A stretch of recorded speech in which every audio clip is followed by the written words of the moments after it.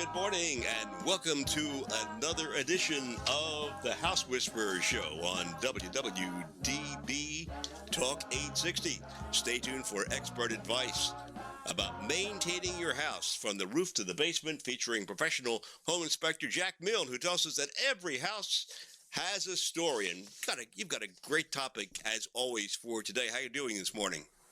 I'm great, Barry, and thank you. Today's show really came from an email, which I'm going to share with everybody in a few minutes. But it's really neat how when these emails come in, I can almost dedicate a show to that particular question. So as a little heads up, it's Sheila from Northeast, and I don't want to give the surprise away, but there are a couple things that I want to bring to everyone's attention before I kick in, and I'm kind of calling this segment Under the Radar. I'm an avid newspaper reader, and one of the things that struck me was that economists are worried with continued low wages and non-mortgage debt will slow the expected entry of first-time home buyers this year. I mean, what I've been talking about almost since the beginning of this year, Barry, is how everything was looking optimistic. And then again, these economists come along. But, one of the things that maybe a lot of first-home buyers don't think about are student loans. And, They're killers. I'm sorry, Barry, I missed you. I said those are killers. It's unbelievable. I mean, some of my son's roommates, and he went to Penn State, are leaving college with like $100,000 in student loans. So in the old days, they weren't really categorizing those as something as a detriment, but today they are. It's almost like a double-edged sword. The colleges keep raising their tuitions. The government's more than happy to hand out the free money, but it's never free. And even the interest rates are varied, because I'm finding that out now paying some of my son's student loans off. So, they're also looking at car loans. They're looking at maybe potential credit lines that these kids have taken out to help offset their loans. So they're not really concerned about mortgage debt, but at the same time as they're coming out of college because, they've been, they're kind of on a fixed income. How will they know if they can afford a house? So the other thing that I read is that most first-time home buyers actually prefer resales over new construction, and that I understand because when you buy I'll call it a pre-owned home, it sounds like a pre-owned vehicle, the tax base is a lot lower than new construction. And why are they higher with new construction? Look at all the improvements that have to be made. Gas lines, sidewalks, asphalt, curbing, schools. This is the opportunity of the local municipality to raise the taxes, sometimes through the roof. And so I can understand why the first-timer may be shying away from new construction. But at the same time, I find this, again, ironic. A lot of the builders are building to serve the more affluent first-time home buyer. Now, I don't know who the more affluent first-time home buyer is, but to me, these are the folks that are out of college, maybe by a few years, and are ready to settle into that first home. But a lot of times, this first home is only for a few years, maybe 3 to 5, before they want to move on and really begin to raise their family. So, I like reading these things, but again, I'm almost shocked with some of the news. One final note, rents are going up. And from what I read last year, about 25% of low-income folks could not afford rent. That number is now up to 42%. So, granted, I may not, have a lot of listeners, or I do, who are low income, but for my home buyers, those of you who are interested in renting or are continuing to rent, sometimes it's nice to let that lease run out and go out and buy some real estate, because by the time that you're paying these upscale rents, you can probably get a mortgage, and then at the same time, if you're buying a pre-owned home, maintain a lower tax base. So again, I kind of call that segment Under the Radar, and food for thought anyway. So let's get started. Today's show, is again from Sheila from the Northeast, and her question was, should I buy a house that has been rehabbed? So before I start in, again, I do want to thank my sponsors. Of course, always please let them know that you heard their ad on the House Whisperer show. In a couple of weeks, I'm going to be bringing on Mike Cantor from Pest Blaster. As March is hopefully around the corner, it's time to start thinking about those little insects that make their way out of the soils and back to your home. And they're called termites, or patter-post beetles, carpenter ants, carpenter bees. So we're going to bring Michael on. We're going to talk about all these little critters. You can reach out to Michael at 215-295-5555. And, of course, their website is pestblaster.com. Borough Exterminating, I saw Rob just a few days ago. Again, just a true gentleman and a very good professional. They deal with both termite and radon testing. Their website is boroughexterminating.com. And their phone is 610-586-5640.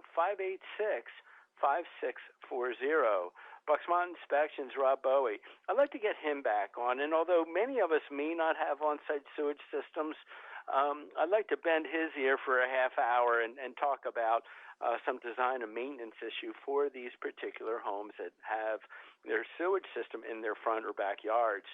So his website is bucksmontinspections.com. Phone number 215-669-4213. Again, brainflushgear.com. Eclectic, any type wear. I saw some of Kevin's work about a week and a half ago, and I'll tell you what, the man is talented. And so he can do anything and everything for any type of group, from the Girl Scouts to rowdy motorcycle guys.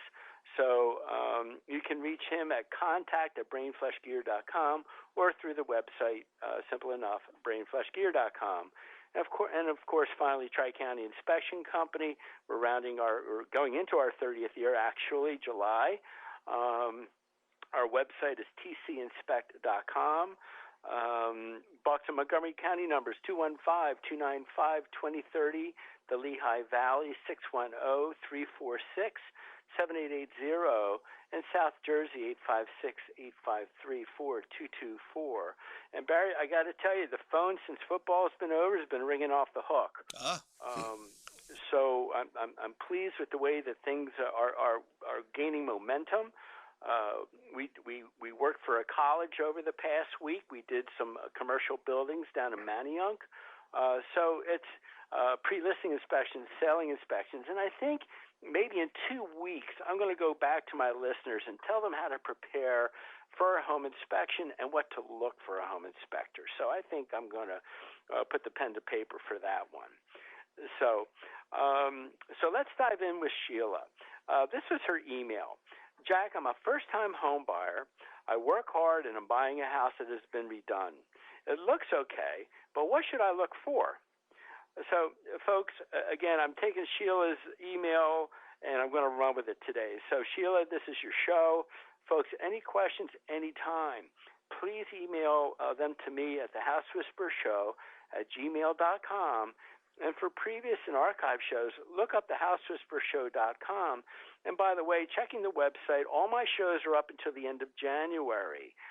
So you can go back and visit recent shows and dive way back into the archives if you want to. And again, what I like about WWDB is the podcast. So that's 24/7 at www.dbam.com.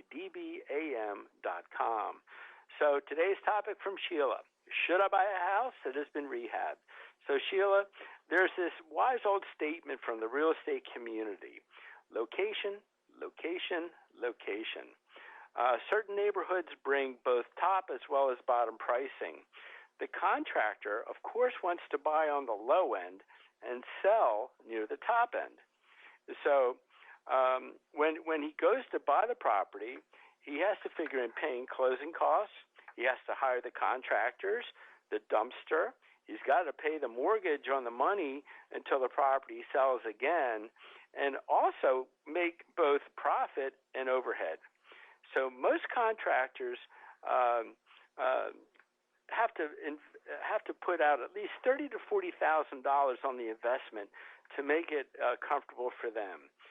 So if they realistically can't make that much on the profit and the overhead, then they may not take on the project. Now, most projects from settlement to new settlement can take anywhere from 120 days or 4 months to 260 days. Now, the time spent on the renovation depends on the condition of the property when they first bought it. Now, the lower the purchase price, the worse condition the property will be in. So it's easy math. A row home, let's say in Fishtown, was bought low at $60,000, was in poor condition. The contractor wants to make his $40,000 and wants to sell for $180,000.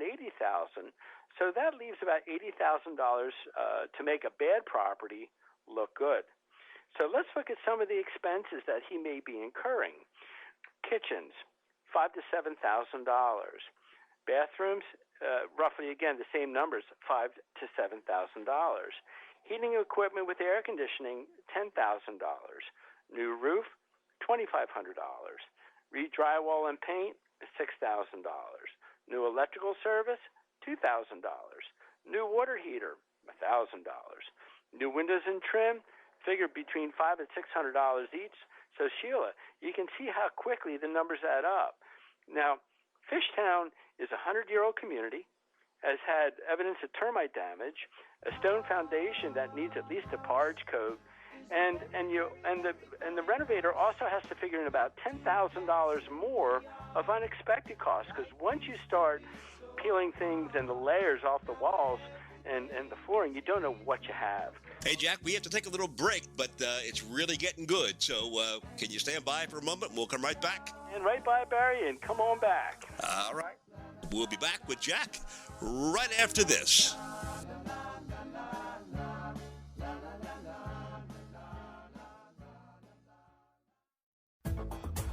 Boro Exterminating has been specializing in wood-destroying insect inspection and control for over 40 years, serving Philadelphia and the surrounding counties. All inspectors are state certified and ensure providing their clients with professional inspections and treatments. Boro not only performs conventional termite treatments, but also handles special services like historic buildings and homes with wells, creeks, or ponds. The client is assured that all treatments will be performed safely when you hire Boro to do the work. They also provide radon testing in their service area. Boro's full-time office staff is available to help you schedule an appointment.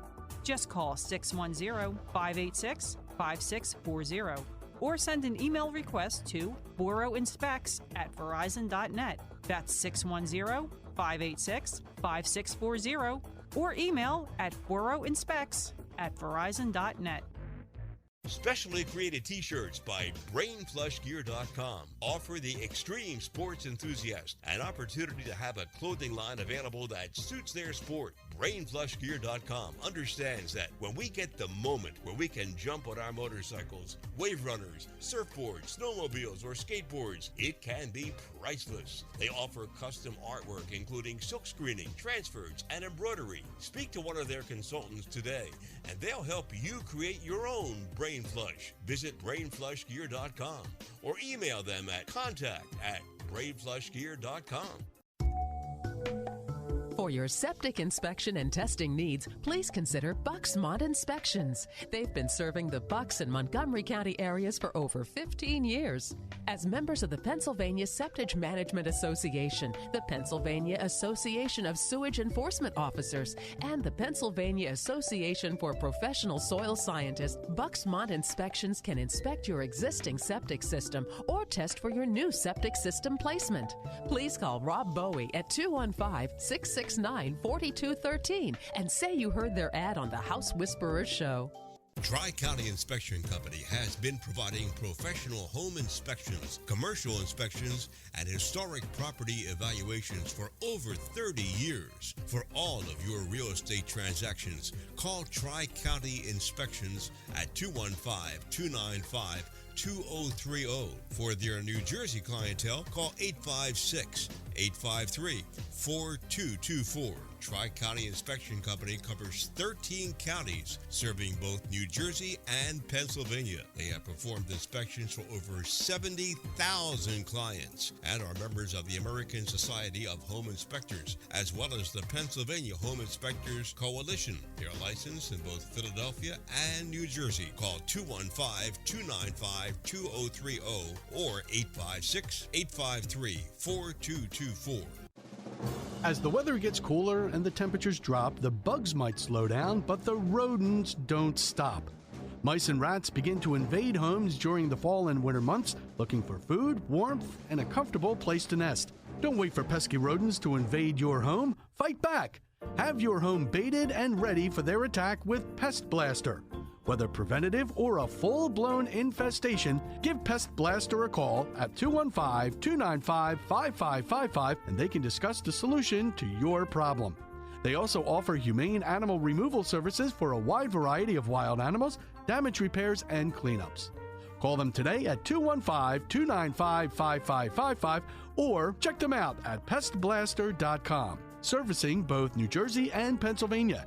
Pest Blaster, 215-295-5555 or pestblaster.com for all your pest control needs. Our house is a very, very, very fine house with 2 cats in the yard.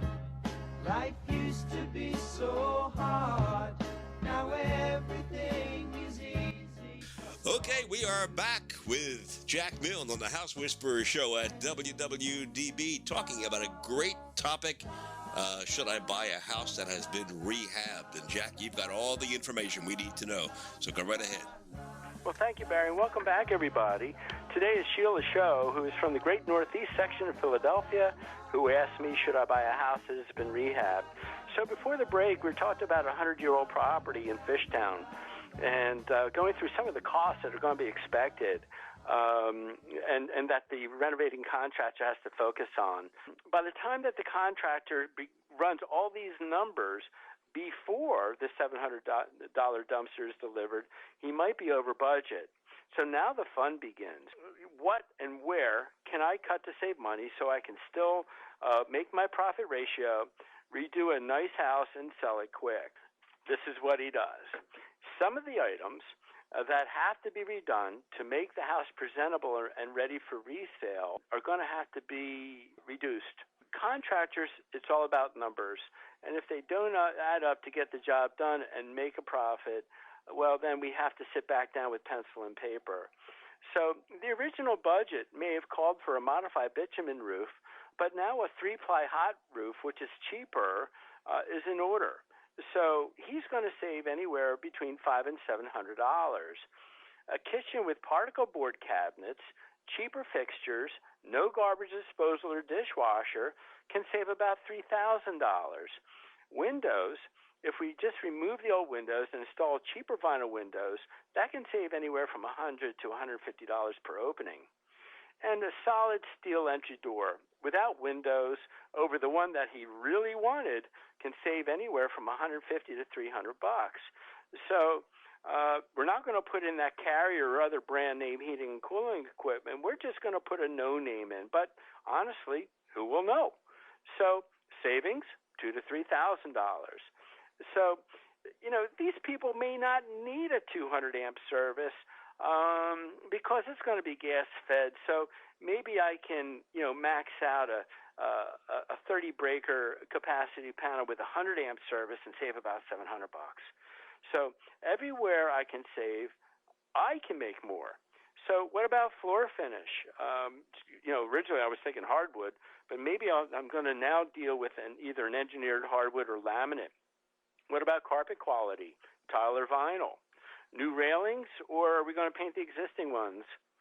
So as the contractor's price rises, the quality of the product goes down. In most cases, the client is going to focus on the visual. They want you, Sheila, to walk in. You may smell the fresh paint.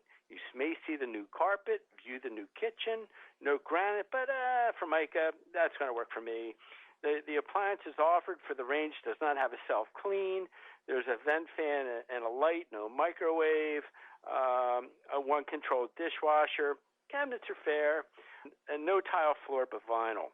If you're getting this impression, already you know that the contractor's price is not worth the top of the market. I see many rehab properties in Levittown, so let's move to the burbs for a minute.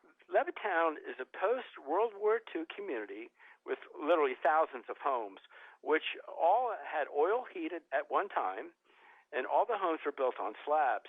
And there's a what I call the wild assortment of homes, be it a ranch, a Cape Cod, split level, and colonials. So these homes are being sought out now by the first-time home buyers. Typically, the first-timer at this point might have small children, and they want to live in the burbs. These renovations to the suburb homes tend to be more complete, with the oil tanks removed, heat pumps installed in attics and knee walls, so both heating and air conditioning are offered, new electric water heaters, complete bathrooms, nicely attired kitchens with all the appliances, egress windows in the bedrooms as mandated by the local municipalities, fresh paint, new flooring, and when you walk into this home, you can see that the contractor was not as concerned with his bottom line, and that this was not his first property that he has rehabbed. Now, the price may be higher, but the quality of the finish is better too. Outside, you're seeing new siding, sidewalks, the roof is complete, and so granted, you might have minimal shrubs, if at all, but so what? And that's a personal taste thing anyway. My point is, Sheila, both these homes may cost about the same, one in the city and one in the burbs, but lifestyle, I think, makes a difference. And so if you're a single person and you want to live in the city, you got the nightlife, you got the casinos, you have the higher activity levels, while in the burbs, it's the children in the schools that take over. So honestly, different strokes for different folks. But at the end of the day, you absolutely have to hire a professional home inspector who can look behind the pretty and the new and give a full assessment as to the condition of the property, plus give an overall opinion as to the quality of the work offered. I do this all the time. At the end of the inspection, when I dictate the report, I generate a renovator's list, and it's got to be included with the report. So it includes the items that the contractor still needs to finish, or possibly offer a credit back. There's an old saying, and I heard this the other day, and I forget what it was used for, but in the home inspection field. It's the saying, lipstick on a pig. Now, lipstick does not make the pig look better. It's still a pig. So your purchase is based on a report offered by a licensed or compliant home inspector, and we ask that you always attend the inspection. So as a buyer, you obtain a complete and unbiased opinion as to the work offered. Don't just think because everything looks new, it is new. The renovating contractor is not going to take the time to go through the fine details. He's going to focus on what he thinks you want and what will look good. Now, the inspector should also provide a list of improvements to you as the buyer that you can make to make your house work better and hopefully lower some operating costs, but will still be outside the scope of what the contractor will offer you. Now, again, contractors always stress the new stuff. Home inspectors are trained to look beyond the pretty and get to the guts of the home where people don't tend to look, like the roof, the attic, the crawl space, into the heating and cooling equipment, the operation of kitchen and bathroom fixtures to make sure that, Sheila, as the buyer, you can then make the final decision as to make that purchase, or maybe stand back and say, thank you, sir, but I'm not going to keep looking, but I'm going to keep looking. So the inspector and the report is an absolute necessary tool that's going to cost you a few $100s, but can literally save you thousands of dollars. And an inspection takes roughly 2 hours, sometimes more depending on the complexity and the age of the structure. But you also want to make sure that you interview your home inspector to make sure that he is going to fit your needs. I stress all the time, every day on the phone, you're paying for two things for a home inspector: his knowledge and the report that's offered. And there's a lot of home inspectors that will offer you a checklist and say, good luck, you're done, here's your inspection report. But at the same time, I think it's always better for an inspector to actually offer a narrative report, discuss those things that you did while you were on site together, and generate a full list so that the renovation contractor at 102 North 5th Street understands that this is the property, this is the one we're focusing on, and these are the repairs that need to be made. The good news is that typically the difference between the distance, let's say, between the home inspection and settlement can be literally a few weeks to a couple months. So it does give the renovation contractor an opportunity to wrap those things up as to what we found. And at the same time, as a buyer, you can use that renovator's list as a checkoff sheet to say, did he fix the dishwasher? Yes. Did he repaint the outside door? Yes. And then it makes your process through the pre-settlement walkthrough that much easier. So they're out there. I've seen thousands of them. Some are wonderful. Some need work. Some, I find that the second time that the person may walk away from, say, this particular property that I inspect, and they find the second one, their choices are far better. Be cautious. Look carefully. Don't become the expert. Hire one. Let them tell you what you bought, and then you can make a rational decision. Next week, we're going to talk about home fixes that work before you sell your house. And again, this was based on another article I read in the local paper, and I'm going to put my slant on this one for you, my listeners. So as it is Sunday, please spend time with friends and family, and I look forward to seeing you next week on the House Whisperer Show. And Jack will be back next week. Tune in again for another edition of the House Whisperer Show with professional home inspector Jack Milne. And to listen to previous programs, or if you have any questions, visit thehousewhisperershow.com. This is Barry Reisman. Thanks for listening to WWDB Talk 860.